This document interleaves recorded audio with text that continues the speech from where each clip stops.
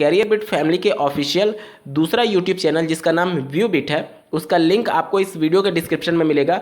आप इस वीडियो के समाप्त होने से पहले तुरंत जाकर के उसको सब्सक्राइब कर लीजिए, क्योंकि आज के बाद से कुछ वीडियोज आपको उस पर भी मिलेंगी। कई बार कई चैनल यूट्यूब के द्वारा टर्मिनेट कर दिए जाते हैं या फिर सस्पेंड कर दिए जाते हैं, तो आप लोगों से कनेक्टिविटी बनी रहे, इस वजह से मेरी पूरी कोशिश है कि अल्टरनेट एक चैनल भी उसके साथ ही रन किया जाए, ताकि इन केस अगर कुछ प्रॉब्लम हो जाती है इस चैनल पर तो आप उस चैनल के माध्यम से कैरियर बिट फैमिली के साथ जुड़े रहिए। तो आप लोग जरूर उसको सब्सक्राइब कर लीजिएगा, डिस्क्रिप्शन में आपको लिंक मिलेगा। राष्ट्रीय शिक्षा नीति 2020 में शिक्षक भर्ती प्रक्रिया में कुछ नए प्रावधानों को शामिल किया गया है, जिसके बाद से कई राज्य सरकारों ने इस पर विचार करना शुरू कर दिया है और शिक्षक भर्ती प्रक्रिया में महत्वपूर्ण बदलाव किए जा रहे हैं। आपको भी ये जानना बेहद जरूरी है ताकि आप अपने आप को उसके अनुरूप तैयार कर सकें। प्रदेश सरकार लेखपाल भर्ती प्रक्रिया को लेकर के कितनी गंभीर है, इसके बारे में बात करेंगे। बीएड सत्र 2021-23 में डायरेक्ट एडमिशन का प्रोसेस स्टार्ट होने जा रहा है, इसके बारे में डिटेल में चर्चा होगी। और डीएलएड की कुछ प्रमुख समस्याओं को लेकर के आज डीएलएड के रिप्रेजेंटेटिव पीएनपी कार्यालय पर उपस्थित हैं, इस बात पर भी विशेष तौर पर हम लोग चर्चा करने वाले हैं। तो अंत तक जरूर जुड़े रहेगा इस वीडियो के साथ, बिना किसी पार्ट को स्किप किए हुए। नमस्कार दोस्तों, मेरा नाम है नीरज और आप देख रहे हैं करियर बिट यूट्यूब चैनल। अगर आप इस चैनल पर पहली बार विजिट कर रहे हैं तो इसको सब्सक्राइब करते हुए बेल आइकन को प्रेस करना ना भूलें। जैसा कि आपको ज्ञात होगा, झारखंड सरकार के द्वारा प्राथमिक स्तर की शिक्षक भर्ती का विज्ञापन जारी किया गया है। इसमें राष्ट्रीय शिक्षा नीति 2020 के कुछ महत्वपूर्ण प्रावधानों को शामिल किया गया है और नियमावली में चेंजेस किए गए हैं। यहाँ पर क्षेत्रीय भाषा के 30% अंक लाना अनिवार्य होगा। जैसा कि आपको ज्ञात होगा, राष्ट्रीय शिक्षा नीति 2020 में ये बातें कही गई थी कि अब जो शिक्षण कार्य होगा वो क्षेत्रीय भाषा में किया जा सकता है। इससे पहले उत्तर प्रदेश में भी अंग्रेजी के मॉडल स्कूल खोले गए थे, जिसमें परिषदीय प्राथमिक और उच्च प्राथमिक विद्यालयों में अंग्रेजी माध्यम में पढ़ाई होती थी। लेकिन राष्ट्रीय शिक्षा नीति 2020 के इस प्रावधान के बाद से माननीय बेसिक शिक्षा मंत्री जी ने उन सभी स्कूलों को बंद कर दिया।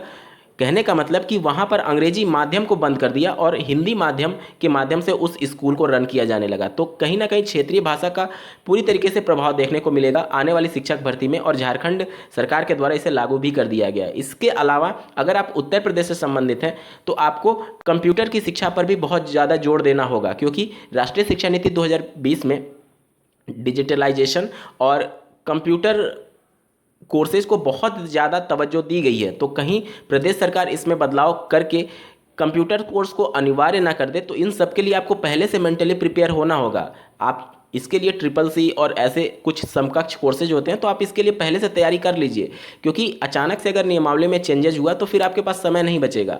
देखिए, होने के लिए कुछ भी हो सकता है कुछ चेंज ना हो, लेकिन हो सकता है चेंजेस भी हो जाए। तो आप उस सब के लिए पहले से तैयार रहेंगे तो कभी भी शिक्षक भर्ती आए आपको कोई टेंशन नहीं होगा, क्योंकि राष्ट्रीय शिक्षा नीति 2020 में ये सब कुछ बातें मेंशन की गई हैं। साथ ही बहुत से अभ्यर्थियों का यूपी टेट या फिर किसी भी राज्य की टीचर एलिजिबिलिटी टेस्ट या फिर सीटेट में पेपर 2 को लेकर के कन्फ्यूजन बना रहता है। तो यहाँ पर इस भर्ती प्रक्रिया में इस आर्टिकल के माध्यम से आपका कन्फ्यूजन दूर हो जाएगा। देखिए, आप स्क्रीन पर देख पा रहे होंगे, जिस विषय में होंगे टेट पास उसी में होगी नियुक्ति। बहुत से अभ्यर्थी ये कन्फ्यूज होते हैं कि वो ग्रेजुएशन में आर्ट साइड से होते हैं, फिर वो पेपर 2 में मैथमेटिक्स एंड साइंस वाला सेक्शन अटेम्प्ट कर लेते हैं, फिर वो शिक्षक भर्ती में उसके बेस पर सम्मिलित हो पाते हैं या नहीं हो पाते हैं। बहुत ज़्यादा अभ्यर्थियों के मन में कन्फ्यूजन होता है। हालांकि कई बार मैंने बात कर रखा है कि जिस सब्जेक्ट से, जिस स्ट्रीम से आपका ग्रेजुएशन होगा, उसी स्ट्रीम से आप यूपी टेट क्वालिफाई होने चाहिए और उसी स्ट्रीम से आप शिक्षक भर्ती में सम्मिलित हो पाएंगे। ये 6वीं से ऊपर वाली कक्षा की मैं बात कर रहा हूँ। प्राइमरी के लिए तो सब कुछ कॉमन होता है, उसमें कोई इस बात का टेंशन ही नहीं है, ठीक है। प्रारंभिक स्कूलों में शिक्षकों की नियुक्ति में अभ्यर्थी जिस विषय में शिक्षक पात्रता परीक्षा यानी टेट पास होंगे उसी विषय में आवेदन कर सकेंगे।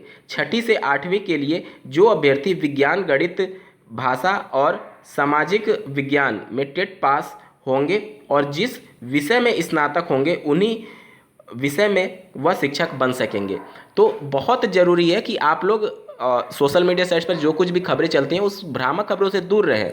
ग्रेजुएशन में जो आपका स्ट्रीम है उसी स्ट्रीम से आप यूपी टेट भी क्वालिफाई नहीं होनी चाहिए और उसी स्ट्रीम से आप शिक्षक भर्ती में भी शामिल हो पाएंगे। इसी के क्रम में लेखपाल भर्ती के लिए संशोधित प्रस्ताव मांगा गया है। स्क्रीन पर आप इसके संबंध में आर्टिकल देख पा रहे होंगे। लेखपाल में करीब 8,000 पद खाली हैं। इस बीच शासन ने बीती 30 जुलाई को दिव्यांगों को समूह क, ख, ग व घ में 4% क्षैतिज आरक्षण का आदेश जारी कर दिया। साथ ही समूह क, ख, ग, घ श्रेणी के पदों का पुनर्चिह्नांकन भी किया है।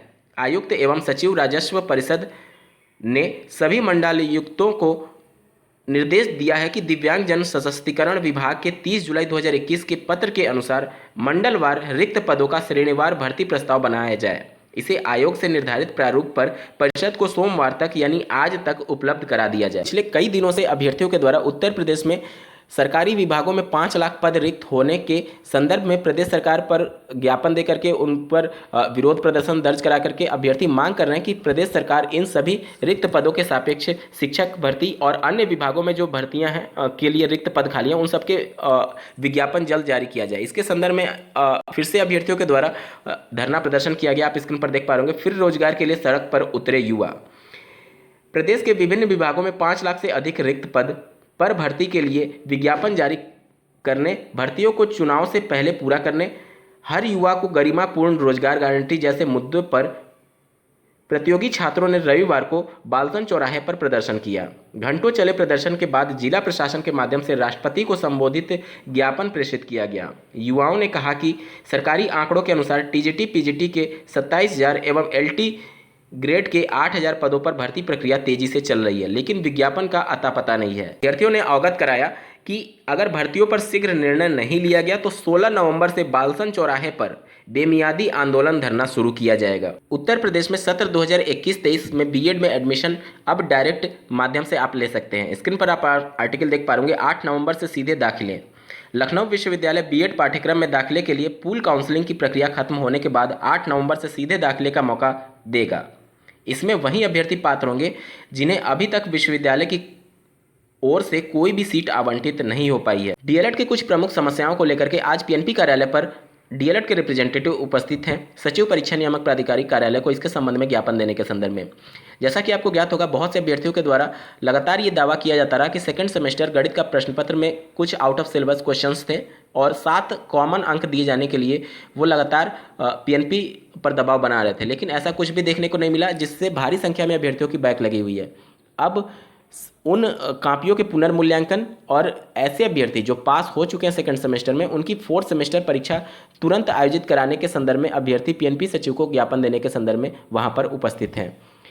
निश्चित तौर पर 4th सेमेस्टर परीक्षा पर जल्दी फैसला होना चाहिए और साथ ही साथ जिनकी बैक रह गई है सेकंड सेमेस्टर में उनको भी तुरंत मौका दे दिया जाना चाहिए, ताकि ये सभी अभ्यर्थी भी बैक पेपर क्लियर करके 4th सेमेस्टर की परीक्षा में सम्मिलित हो पाएँ। क्योंकि अगर शिक्षक भर्ती का विज्ञापन जारी हुआ तो ऐसे हजारों की संख्या में अभ्यर्थी हैं जो कि सिर्फ बैक पेपर की वजह से इस शिक्षक भर्ती प्रक्रिया से बाहर हो सकते हैं। माननीय इलाहाबाद हाईकोर्ट के द्वारा इसके संबंध में एक फैसला दिया गया था, जो कि कल के न्यूज़पेपर में प्रकाशित हुआ। आप स्क्रीन पर देख पा रहे होंगे। आवेदन की अंतिम तिथि के बाद बैक पेपर से बीटीसी पास को नहीं मिलेगी नौकरी। इस वीडियो को देखने के लिए आपका बहुत बहुत धन्यवाद। भगवान करे आपका दिन शुभ हो।